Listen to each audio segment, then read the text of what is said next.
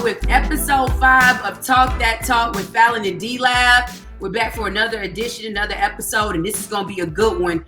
We're going to call this one The Virus, Sports, and Renee Montgomery, as a matter of fact. We got her on this show or this episode for a great interview at the end, and we're going to enjoy talking to her and just chopping it up.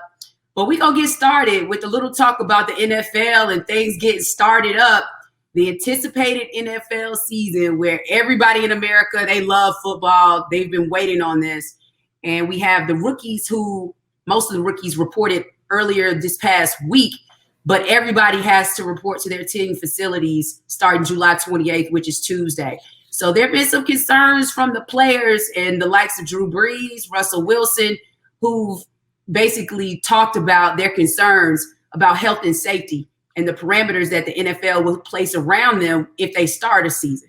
So this is going to be interesting just to get into and just talking about, but just the feeling of how you feeling about this DLab. The NFL, they don't seem to really have a plan as much as the NBA did going into the bubble. So it's going to be some concerns going in.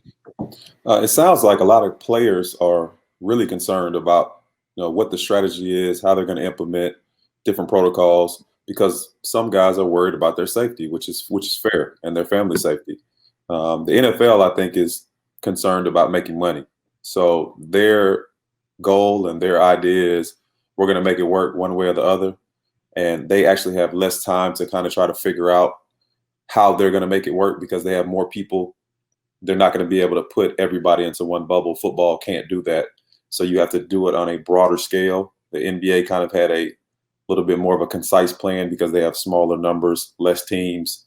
You can put those guys in a enclosed area and spend a lot of money and try to entertain them as well as keep them safe. It's a lot harder to do with football, actually impossible to do with football. So, I kind of see both sides of it. I'd be concerned if I was a player, but as the ownership and the upper brass for football, this is a monumental task that they're trying to face, how they're going to be able to do this. And I don't know if it's possible. I just know the numbers are so high, they're going to do whatever they can to play football if possible. Yeah, and you just think about travels with COVID-19 positive tests increasing from state to state and just some of the hot spots where, teams are going to continue to play games. So it's not like the NFL is going to be placed in one spot and play the season in just one city. That's not happening. Can't do it. It's too many players. Yeah. So I totally understand these players' concerns because you have to, it's their livelihood. They already have to worry about concussion protocol, post-football injuries, things of that nature. And now you got to worry about a virus that could take you out. So just thinking about concerns about family members, kids, it's going to be interesting to see what the NFL does. They're trying to really put money towards, they came to an agreement for 2021 for a new collective bargaining agreement that's going to help give them some cushion because they know they're going to take a hit this season. I think it's going to be interesting too. They're going to be one of the first professional teams to allow or at least leave it up to the teams to make a decision of whether they want to have fans in the stands or not and determine what that capacity will be. Because that's one sport I just see like with basketball, how they're making it work right now, like having either like figures or shapes on the floor seats, or if they're just filling those seats with reporters or, people who are there to report the game or the playoffs just to have fillers for that seat. So it makes it look more realistic since the court is smaller than an NFL field and you really are just trying to pay attention to the players. Yeah. But with the NFL, I don't see football or football period being played without fans. That's going to be weird just to get going on the field because the fans and that crowd is what drives those players to hit and basically knock each other's heads off. So this is going to be an interesting set of circumstances. We know so far in the offseason, 59 players so far have tested positive for COVID. Only 59 players? But that's only things that are reported because these players aren't going to camps. Exactly. So now when they're reported to team facilities and it's going to be testing every day or every other day, all these numbers are about to go up. Because players have not been spending the offseason just working out virtually at home or just working out with their personal trainer. They've been traveling. They've been going to parties still if clubs or bars are still open. It's just a lifestyle we've been talking about with these professional athletes that's going to continue. So it's going to be interesting. I don't know if they're going to make it work like the bubble in the NBA has been making it work. You see them having a chance at all? Well, with football, I don't think, well, any sport, I don't think we can have fans in the seats this year. I don't care what sport it is. I don't know if there's any way possible, because how are you going to keep everything clean? How are you going to keep them spaced, far enough apart from each other? When people go to the restroom, when people go to the concession stand, getting into the arena, those are usually clusters of people. So it's a lot of opportunities to have super spreaders and spread the disease. So I don't think it's possible to do that. The NBA, again, they have smaller numbers, and they didn't invite all the teams because everyone didn't have an opportunity to make the playoffs. So it's a totally different scenario. And going into the bubble, they had some exhibition games this past week. I did not watch any live games, but I did watch quite a few highlights. And the basketball was a little sluggish, as it should be expected, but probably a little bit better than I anticipated. We had a couple surprises. Bol played really well. He had 16 and 10, and he hasn't played really any during the regular season. He had a foot injury when he came into camp. He's a guy who ended up dropping all the way to 44, but everybody knew was a lottery talent. There were some character issues that people were concerned about, but the talent was never an issue. And then the health, obviously, as well. But they took some guys. They've taken Michael Porter, who had the health issue as well. They took the guy from Kentucky. I can't think of his name is losing me, but he's lefty guy. He was hurt as well. So they've taken some chances in the draft, and this one seems to be paying off right now. So it'll be interesting to see how he plays moving forward. But then we have some guys who've left the bubble. The Clippers, matter of fact, have had 4 or 5 guys who have not even been able to play. Zubac hasn't played. Lou Will just left. And then, there are reports that he was in the club with a rapper immediately when he left, which is so Lou Will.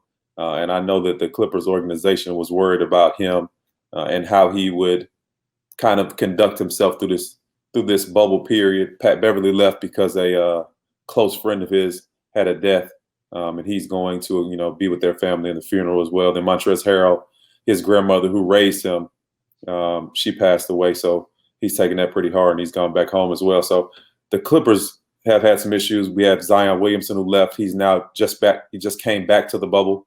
So it's been quite a few guys who have been here and there. We've had no issues so far as people reporting that they've had coronavirus in the bubble. And again, it's kind of like when you get these numbers reported during the main, when the coronavirus first started, do you know what to believe, what not to believe? If they really had somebody could somebody get the coronavirus or COVID-19 in the bubble, would they tell us? I'm not sure if they would tell us or not tell us, to be honest with you. They could just say that they left for personal reasons. How would we be able to verify or deny which one happened? So it's been interesting. What are your thoughts on the bubble and these guys leaving the bubble, and the Clippers specifically, since they have so many guys? Well, I'm going to go ahead and give Trez a little shout out, because last episode, you didn't want to give him the benefit of the doubt, but he did leave for an emergency, a family emergency and a concern. So it wasn't so much about the Instagram model. He was trying to allegedly sneak in the bubble. Very tough situation. I mean, she raised him, so they said he's taking it really hard. I feel bad for him. Prayers up to him and his family. Oh, definitely so. And that's probably like a mother figure to him, and he has to attend that funeral. You totally understand that. But the Clippers are taking a hit, like you're saying. You said Zubac, he hadn't played yet in the preseason games. Lou Williams had a great preseason game. He was knocking down threes everywhere. And then you catch him supposedly in the club with Jake Harlow, has the hit song What's Poppin' right now. And he's just having a good time out there. I think they have, camera footage of him in the club. It's proof. Jake Harlow took it off his Insta story as soon as he posted it, because everybody's like, what? I thought he left for personal reasons. They're like, nah, he up in the club.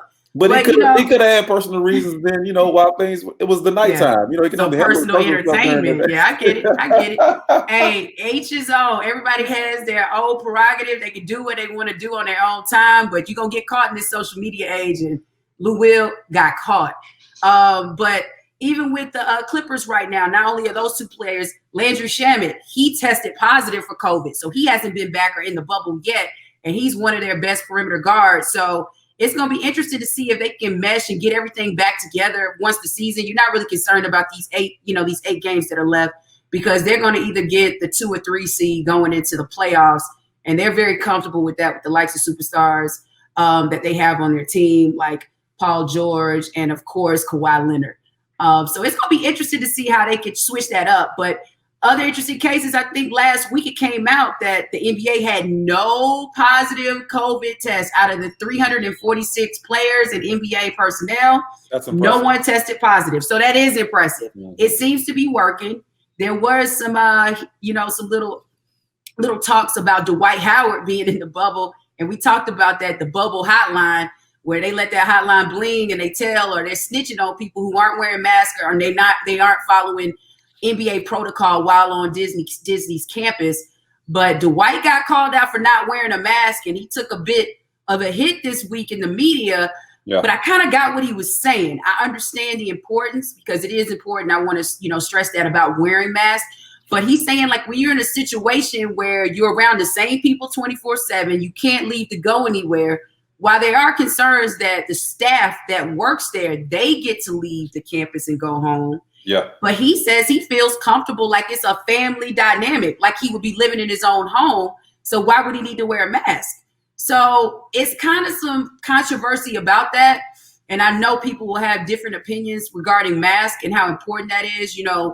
Just talking a little bit about, the CDC, or the head of the CDC, the director, Robert Redfield, he's talked about and been open about the importance of wearing some type of cloth covering or some type of mask when you go out and you're in public spaces, or it's going to be really hard to social distance, because it is a layer of protection that we just this past week got our president to admit the importance of wearing a mask. It took a while to get him to admit it too. He just said it on Tuesday, and I think it has something to do with his Fox News interview last Sunday with Chris Wallace, where he got burned a little bit about these COVID numbers, and he started to see the effects of it's serious, and he's having to push back on his campaign efforts. But he finally admitted, when he had one of his long-awaited press conferences, that masks are important. Long-awaited? Who's waiting on his press conferences?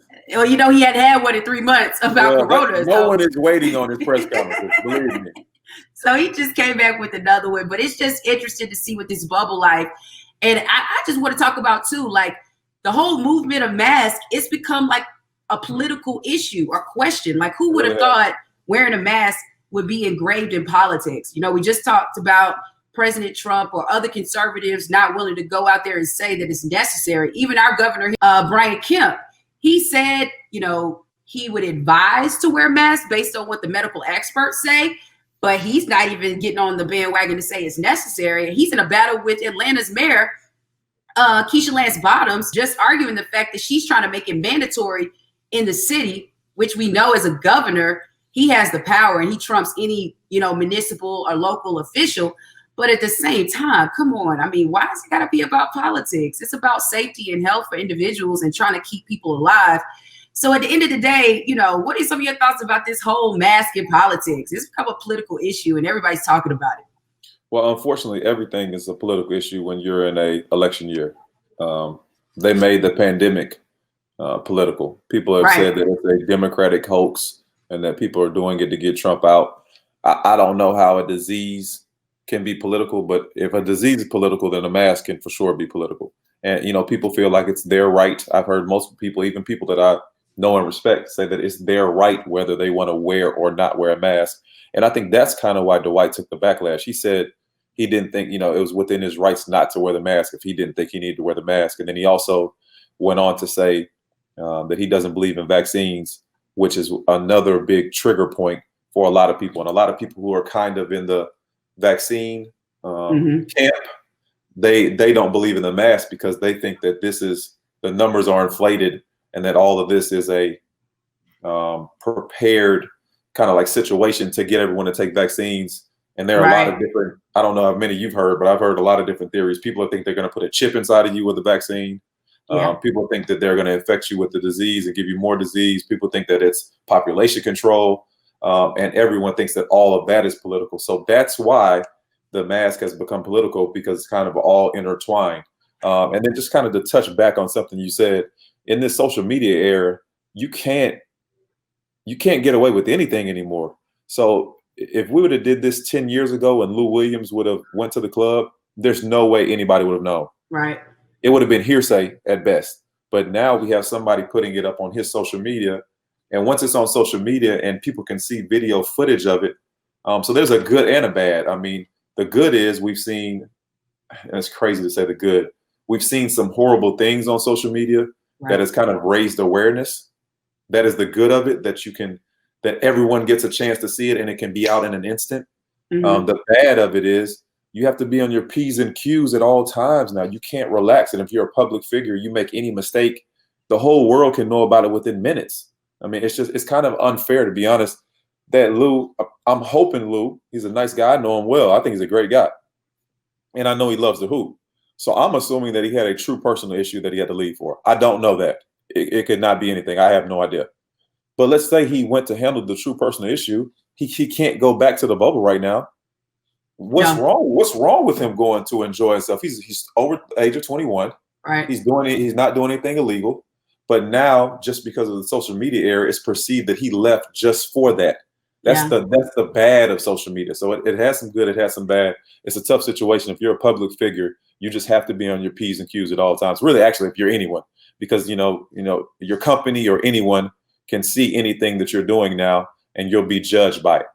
Right. Well, just circling back, Zion Williamson is either back in the bubble or on his way back. He's back. And then I did also hear or read that for every day I think that you're gone, that's like around 4 days of quarantine that you have to take before you can come back. Well, there's a little confusion on that. To the bubble. Go ahead. Someone told me another thing, and I've heard what you said, which I think is what's public knowledge, but I know some people are in the NBA and they say that if you take a test every day and it can be verified while you're out, then you only have 2 days once you're back. Okay. But again, the confusion is are there NBA people in every city doing the test? Like, where are you getting these tests? How are you getting the results back so quickly?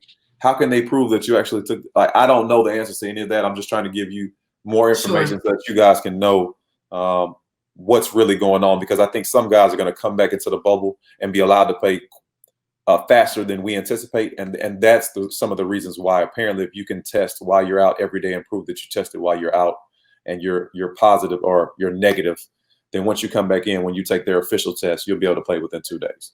Got you.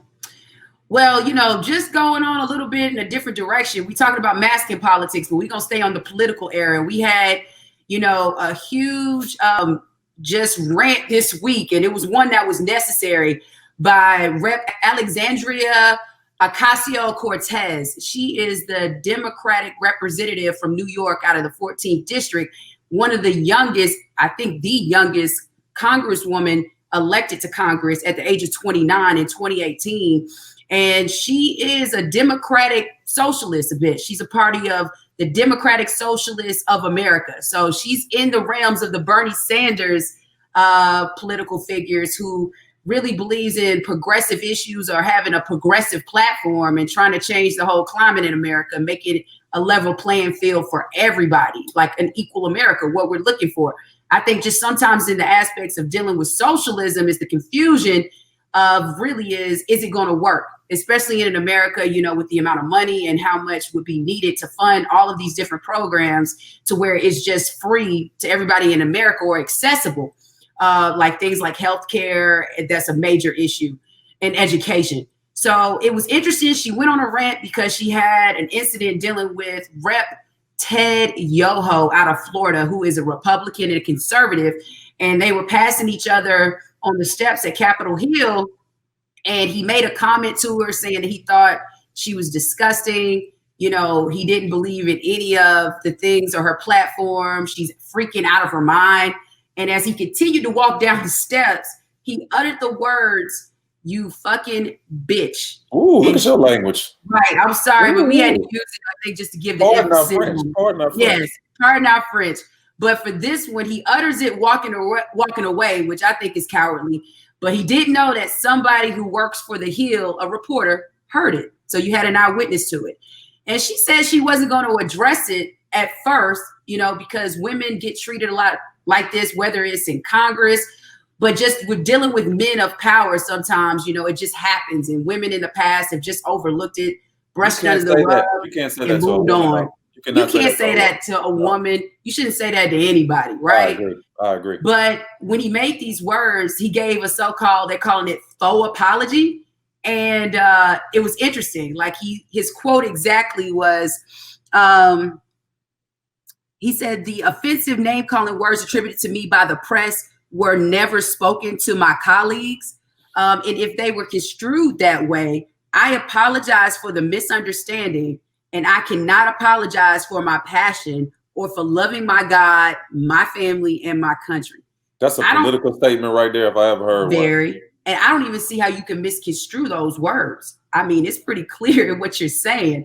And how is he saying they were never spoken to as colleagues if they have a witness that heard it? Right.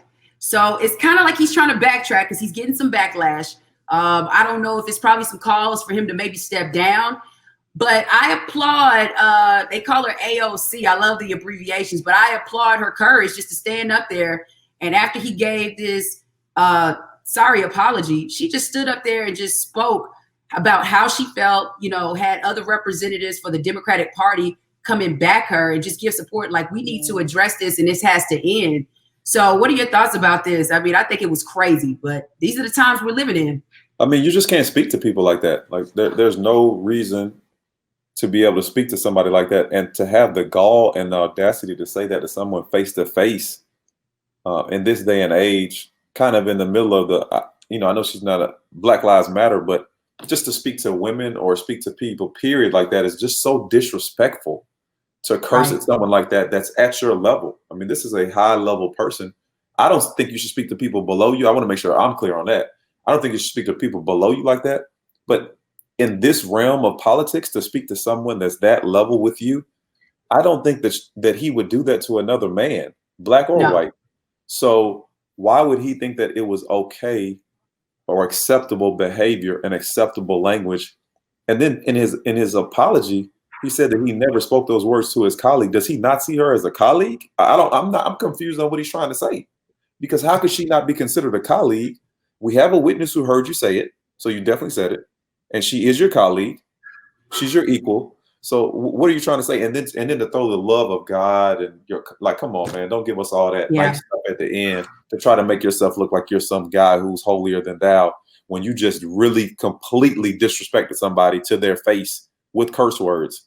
Like, so I think it's unacceptable. Hopefully he's punished in some way, form, or fashion. I'm glad that people are speaking up about it in a negative way. And, you know, hopefully this is something, this again, to me, is part of systematic racism, because he has to think that he's at a level that's different or above people to speak to people like that to their face. So this is something that's been ingrained in him and his family, that he thinks it's okay to do that. And this is part of the problem right now. So hopefully, you know, we're working towards ending this type of behavior. Right. And she said that. I think she was very eloquent in speaking her words and was passionate. And she had 6 billion views just that afternoon. This happened Thursday. She has 6 million views by that afternoon. So people are listening. She uses her social media platform very well. So we'll continue to look into this story, see how it progresses. But we got a great interview. This is our first interview this show with Renee Montgomery. We picked a good one. She is very outspoken on her platform, especially right now.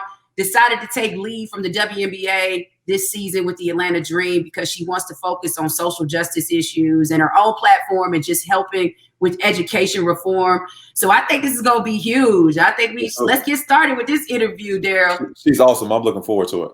So welcome, Renee. We're so happy to have you. Thanks for joining. Thank you guys for having me. I like it.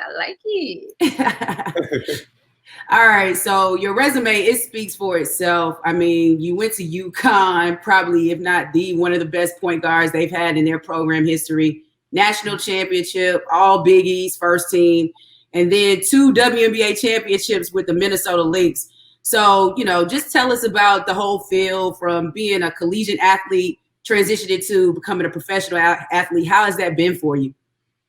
Well, to go from college to pro is difficult because, you know, even playing at UConn, and that's the highest of the highest you can play, even playing there at UConn, you still get to the pros and are like, whoa. And the reason you say whoa is because there's 12 All-Americans on every single team. You know, when you're used to playing, a top team might have 2 or 3, but now in the WNBA, everyone was an All-American in college. So that's just the level of competition now. So it's a difficult transition in the sense that you got to bring it every single night. I definitely agree with everything you said about the WNBA, but I think your experience at UConn is fairly similar. I mean, the reason you chose to go to UConn is because you want to play with the best and see what you can do playing on that level with the best players. You know, be the best player every single night. So kind of talk to experience, and how did you think it made you better? Yeah, I would say that's one of the main reasons I chose UConn, because I knew that there's that certain level of excellence that they demand. It's not requested. It's not, we would like you to, it's demanded. And you see players meet it every time they come. A lot of people think that players overachieve when they get to UConn because of that standard. So to your point, DLab, I agree that it's one of the reasons I chose UConn, and it's one of the reasons that UConn players excel in the pros. You'll have players that weren't necessarily superstars at UConn, but they go on to have a 6-year pro career, and people are like, how? And UConn players, we know how, because we're taught to be professionals at the collegiate level at UConn. Yeah, that's awesome. That's great points. And we know with all the championships you guys have won over the years. So great program. So you're from a small town in West Virginia. And tell us a little bit about how that was growing up in West Virginia. Yeah, so I'm from St. Albans, West Virginia.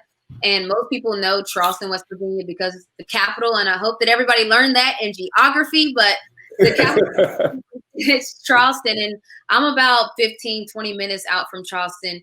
And the thing about growing up in West Virginia that's different is that, I was submerged in a whole nother culture, a culture that was not my own. I went to school submerged in that culture. So fast forward, it come into Atlanta and living in Atlanta now, I'm submerged in my own culture. It's very diverse here in Atlanta. Some of the wealthiest business owners here in Atlanta are minorities, which are also female minorities. So that, it's great to see a lot of women in power here in Atlanta. So to come from West Virginia to Atlanta, it's about a full 180. But I think that all of those experiences helped me to be who I am right now.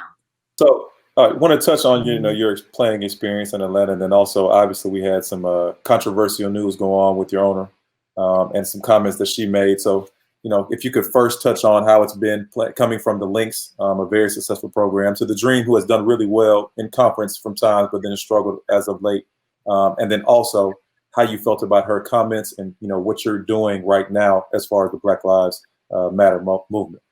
Yeah, so I won both of my championships with the Minnesota Lynx, 2015 and 2017. And that was difficult. That was a difficult thing to leave, because I wasn't just leaving the championship. I wasn't just leaving my teammates, but I was leaving an organization that stood up for us. In 2016, the Minnesota Lynx organization stood behind us, the players, when we wore shirts that said unity and change, and the Minnesota Police Department walked out on us. A lot of the fan base was confused to why we were doing what we were doing. During all of that turmoil, Glenn Taylor, he, the owner of the teams, he stood up and was that figure that backed us. A coach, Cheryl Reed, was that figure that backed us. And the reason I say that is I came to a team in Atlanta, and a lot of people, were confused. Why in the world am I leaving this Minnesota team? The reason I came was because I wanted to be at home. I wanted to live in my own house. I've been a resident here in Atlanta for 9 years, but I haven't really lived in my home any of that time. So when I signed with Atlanta, other than the basketball reasons, I really enjoyed Coach Nikki. I talked to her. We talked for hours on end, and I enjoyed her thought process about the game. I liked where she saw me on the team. So I say all that to say that there's a lot of great things about Atlanta and this organization. And it is unfortunate that, the Atlanta Dream, they're probably getting more publicity than we've ever gotten before. And it's over something that's not necessarily a positive thing. And Senator Loeffler, a lot of people know, I penned an open letter to her on Medium, and I put all my thoughts down. I put the thoughts on, the movement and why she wants to stop such a movement to be included in sports. And I know that people are saying it's political, but the movement I'm talking about is not political. There's no politics involved. This is a social problem. This is a civil rights problem. So I wrote a letter to address those particular things. And full circle, I think that she's not the only one that thinks that way. And so the open letter just wasn't necessarily to her. It was to everyone that feels that same way. Yeah, no, that's so critical. You're correct. Senator Loeffler or Leffler has been very vocal about her thoughts about BLM and the movement right now. And, you know, just being in Atlanta, I'm from Atlanta as well. So I understand coming into this, and I just want to let you know we appreciate all the commitment and you being so vocal, because we need more people like you, especially with your platform, vocalizing these thoughts, because little old us can't get it out sometimes. So that's huge of you standing up on this platform. Everybody's platform matters. So what y'all are doing, you, Fallon and DLab, what y'all are doing, it matters. So I think that's what makes this movement so important, is because so many people are joining in. So I like, while I do have a large platform because of the WNBA and me being a professional athlete, I think that you guys have such a big platform too. Anybody that has a platform can create this momentum that we need. Yeah, I agree. So just transitioning on, you, like I said earlier, you decided to take leave this season, and it was to focus on social justice issues. But the key thing that I guess drove you a bit, and just reading some other articles, is the death of George Floyd, actually in Minnesota, you know, where you played before. So what were the thoughts that transpired in you making this decision, and who did you confide in and trying to finalize when you finally made the decision? Yeah, so, you know, first thing you do is you call your parents. So I called both of my parents and I talked it over with them, and they told me to pray on it. You know, they were like, look, we get it. If this is what you want to do, we're going to back you 100%. Just pray on it and don't make a decision in haste, basically. I talked to my fiance. I talked to anybody, my agent. I even talked to my head coach of the Dream, because I wanted to talk to everybody that it would affect, because this is a decision. I didn't get here to this point on my own. You know, this was a team effort for me to become a professional athlete. You know, it took my parents betting on me in AAU days. You know, it took the Atlanta Dream giving me a contract, and that's Coach Nikki. So I talked to everyone that it would affect directly, and then just talking to everyone and telling them my thoughts. Everybody's like, oh yeah, do it. You know, everybody kind of was like, you know, even my coach was saying, as a coach, it really sucks, but as a human, I get it, and I'm proud of you. I talked to my basketball agent. He said the same thing. My fiance. So everyone kind of was giving me the same energy. So I was like, okay, so if this people are behind me in my corner, then I'm good. Like, I don't care what anyone else has to say about it. So that's how I came to my decision and have such confidence in my decision. Yeah. So have you been to any of the protests or anything in Atlanta since this has been going on? Oh, what? Yes, I threw a pop-up block party at Centennial Park just to let the city know I'm here. Nice. Yeah, here. I threw it on Juneteenth. Had barbecue food, brought Gatorade water, just, you know, just made it a whole situation in a sense of, this is Juneteenth. A lot of people, when I was telling people I'm throwing a Juneteenth pop-up block party, people were like, well, what's Juneteenth? So I'm like, oh, let me educate people as I'm throwing this pop-up party. So the event became, what is Juneteenth? That's what I called it, just so people would have to ask, what is Juneteenth? Google it. And then people started to see, oh, we knew about the Emancipation Proclamation, but we didn't know that most of the slaves didn't get freed until 2 years later. Like, you know, like people know this, yeah, but they don't know the full history. So I think that's the exciting part about what I'm trying to do with my team outside of the bubble. I know a lot of people are talking about things happening in the bubble, but I hope to have some connections to some of the athletes in the bubble, which you will see, and also the NBA bubble. They're going to be joining me in my efforts, because as I talked about before, we're all one team at this point. Right. I think that's so pivotal and so important. So I wanted to touch base with you. Obviously, Maya Moore has done some great things off the court as well. You guys were teammates in Minnesota and teammates as well as UConn.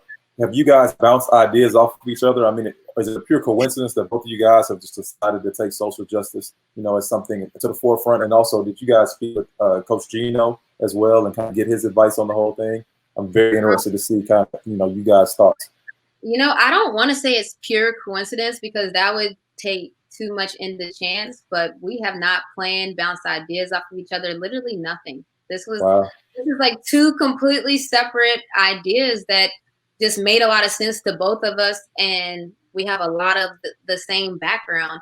I don't think that's a coincidence. You know, I think that there's something to be said about the type of players that Coach Ariema and that UConn staff recruits, that you have multiple players from one program that feel strongly about life issues, about things that affect things outside of sports. I think that says a lot about UConn. So I don't want to necessarily say it's all coincidence.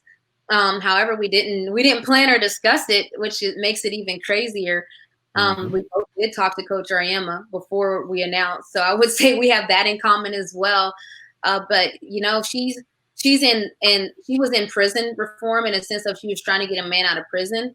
And I'm more towards education reform, and I want to educate people and change people's perspectives through conversations, workshops, my campaigns. So we're actually in two completely different worlds as far as reform is concerned, but we're both in this world together. No question. Well, just since you said that, you're talking about you're going to use your platform for educational reform. What are some of the ideas or some of the things you'll be doing to try and push that agenda during this time? Yes, I'm so excited. There's two big things that we have going on.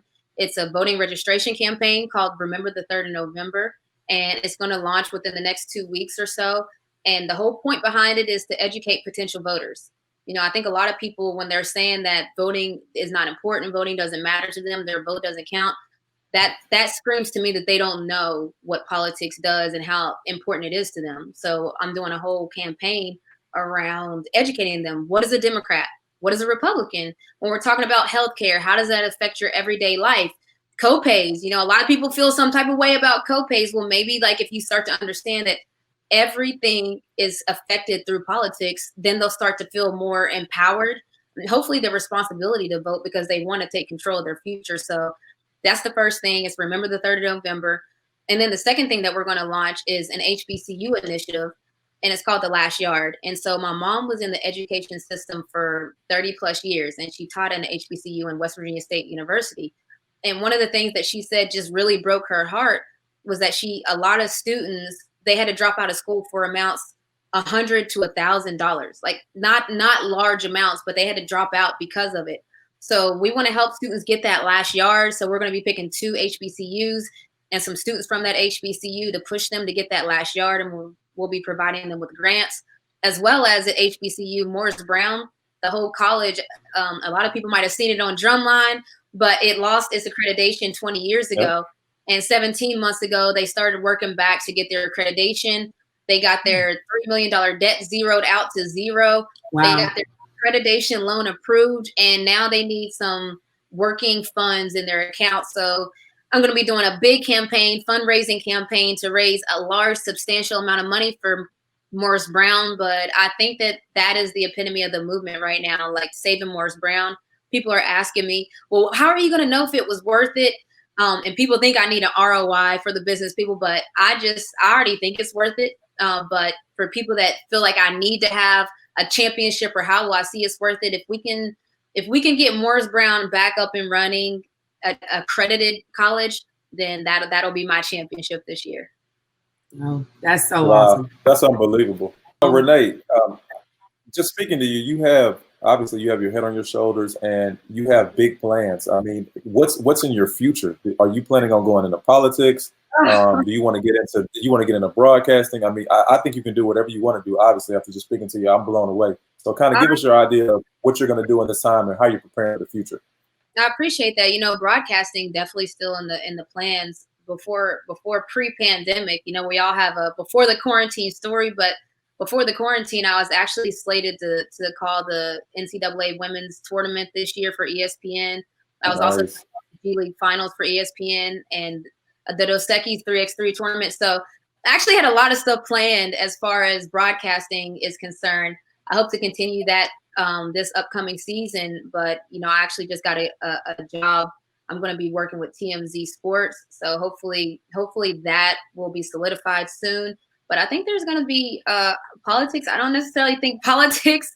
I think politics is too messy for me. You know, I don't like the whole mudslinging part of it and the digging dirt. I feel like I would be the one that people would just bury me with the dirt or something because I would not fight back. So I don't think that's for me. But I definitely still want to stay in the hosting broadcasting space. No, I think that's awesome. So just transitioning a little bit, I read a note that one of the years you went to the White House after you won a championship. I'm not sure if it was with UConn or with the Lynx, but you got President Obama to give you the presidential ball. Can you tell us a little bit about that? Yeah, I can. It was with UConn, you know, and one of the things that when I asked him for it, he told me, you know, this will be a life lesson that, you know, the answer is always no if you don't ask. And so he didn't really want to give me the ball because he was like, oh, but you asked. So, you know, that's life. You know, if you ask, then you never will get it if you don't ask.